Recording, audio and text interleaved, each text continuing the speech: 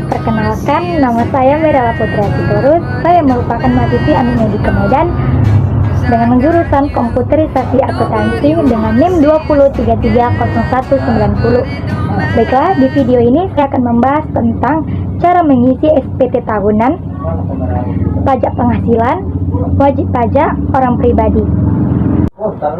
Nah, dengan adanya video pembelajaran yang saya buat ini, saya memenuhi tugas mata kuliah saya, yaitu pajak penghasilan di materi ke-14 dengan dosen saya itu yang bernama Pak Maruli Sinaga. Baiklah, mari kita saksikan video selanjutnya dari saya. Check it out. Oke, baiklah, di sini saya sudah membuat contoh perhitungan PPh pasal 21. Di sini Bapak Daniel status menikah, anak 1, bekerja di PT Pinus Jaya sejak tahun 2011. Pak Daniel memiliki NPWP 11.789.694.3.951.024 sehingga diwajibkan untuk mengisi SPT tahunan. Data penghasilan Pak Daniel selama tahun 2011 adalah sebagai berikut. Maka kita isi SPT tahunannya tersebut. Sini sudah saya buat tahun pajaknya 2011.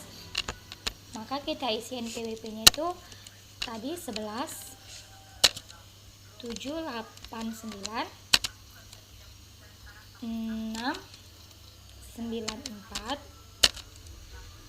3.951.024. Lalu kita isi nama wajib pajak. Tadi nama wajib pajaknya itu namanya Pak Daniel.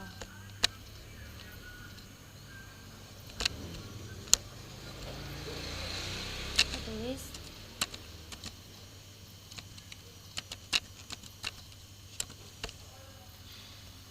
Pekerjaannya di sini kita buat wira swasta.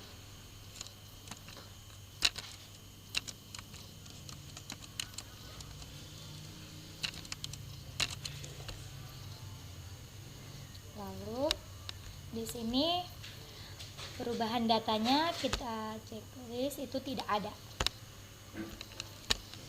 Oke.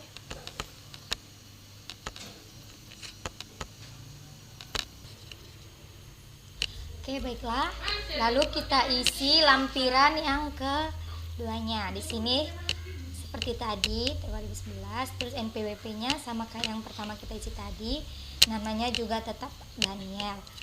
Lalu kita isi bagian yang K-nya itu penghasilan neto dalam negeri lainnya atau tidak termasuk penghasilan dikenakan PPh final dan atau bersifat final.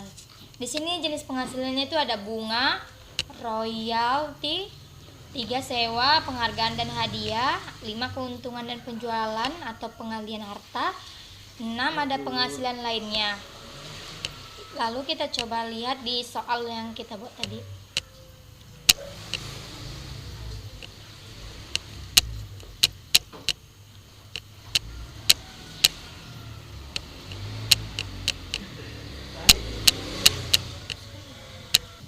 Lalu kita lihat soal kita tadi. Ini di informasi tambahannya. Nih, informasi tambahannya itu ada 1, perusahaan PPh pasal 21 yang terutang atas penghasilan Pak Daniel ditanggung oleh perusahaan.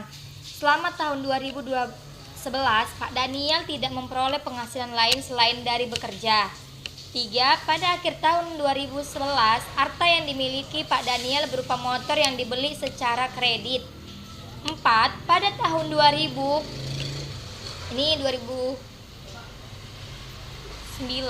dijual dengan harga sebesar 12.500.000. Nomor 5. Pada tahun 2011, Pak Daniel menerima hadiah penghargaan sebesar 60 juta. Nomor 6. Pada tahun 2011, Pak Daniel menerima pembagian warisan sebesar 20 juta. Maka kita lihat tadi di sini. Nih, berarti penghargaan dan hadiah. Berarti Pak Daniel memiliki memiliki hadiah penghargaan sebesar 60 juta. Maka kita isi di sini.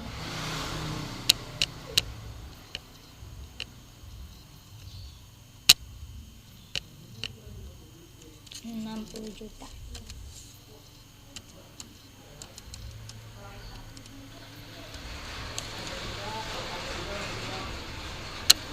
Lalu kita lihat lagi di soalnya. Pada tahun 2011, Pak Daniel menerima pembagian warisan sebesar 20 juta. 20 juta. Kita lihat di sini penghasilan lainnya dan ini.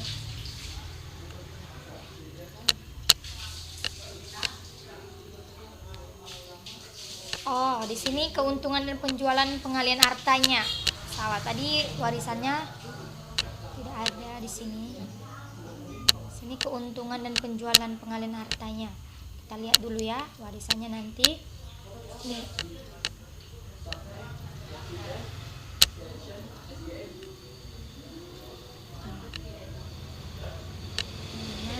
Harta. Pak Dania berupa motor yang dibeli secara kredit pada tahun 2009 dijual dengan sebesar 12.500.000. Ini tadi keuntungan dari penjualannya itu tadi Pak Daniel menjual mobilnya atau motornya itu pada tahun 2009 dijual dengan harga 12.500.000. Maka kita buat di sini 12.500.000.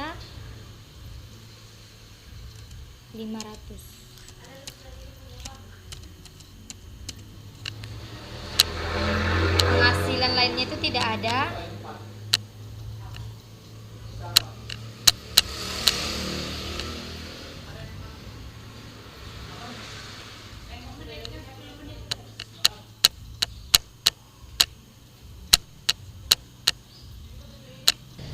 Oke, baiklah. Maka 60 juta ditambah 12.500.000, maka hasilnya ini dia 72.500.000. Lalu kita lanjut ke bagian B atau bagian 2, penghasilan yang tidak termasuk objek pajak.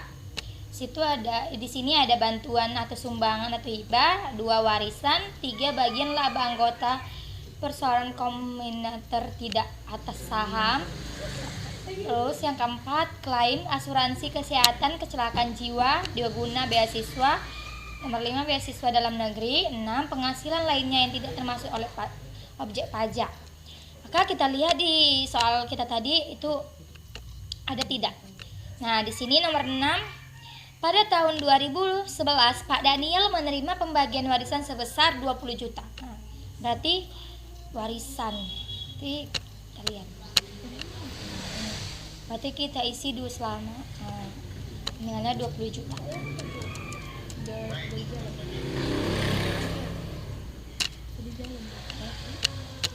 Lalu di sini sudah kita lihat hasilnya 20 juta. Ini tidak isi karena tidak memiliki penghasilannya. Lanjut bagian ketiganya itu daftar pemotongan pengikutan. Ini tidak ada. Lalu kita lanjut ke bagian lampiran ketiganya. Itu seperti tadi, ininya kita isi, NPWP-nya juga, namanya juga. Lanjut. Di sini jenis bagian B-nya itu harta pada akhir tahun. Jenis hartanya tadi kita lihat di soal. Jenis harta. Dia tidak memiliki harta. Maka di sini kita buat kosong, ini tidak diisi. Lalu bagian C-nya itu kewajiban atau utang pada akhir tahunnya itu tidak ada, maka tidak diisi. Nah, bagian D-nya itu daftar susunan anggota keluarga kita isi. Karena tadi Pak Pak Daniel status menikah, anak 1, maka sudah beristri. Kita buat aja di sini istrinya, anggota keluarganya, yaitu kita bikin aja di sini Caca, Ali, Sinaga. Hubungan keluarganya itu istri.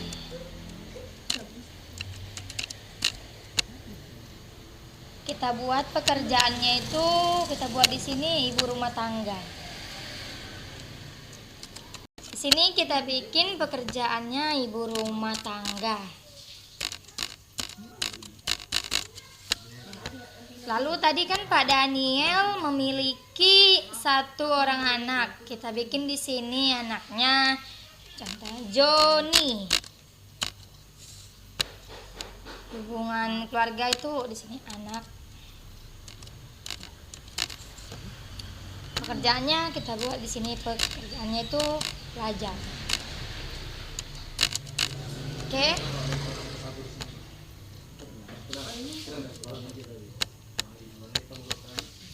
Lalu kita makan dan transportasinya itu 3 juta. Ini dapatnya dari mana? Itu dapatnya dari ini, udah tertera dari soal yang kita buat tadi.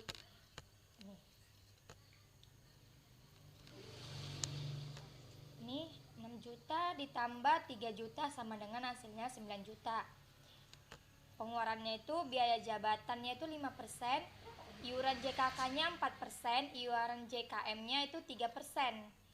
Ini 5% dikali sama 6 juta, itu hasilnya 45 juta. 4% dikali 3 juta itu hasilnya 36 juta. Begitu juga seterusnya. Lalu ini dikali, hasil ini dikali dengan ini, 5% dikali dengan ini, ininya dijumlahi, lalu ini dijumlahkan semua, maka dapat hasilnya 1.800.000. Penghasilan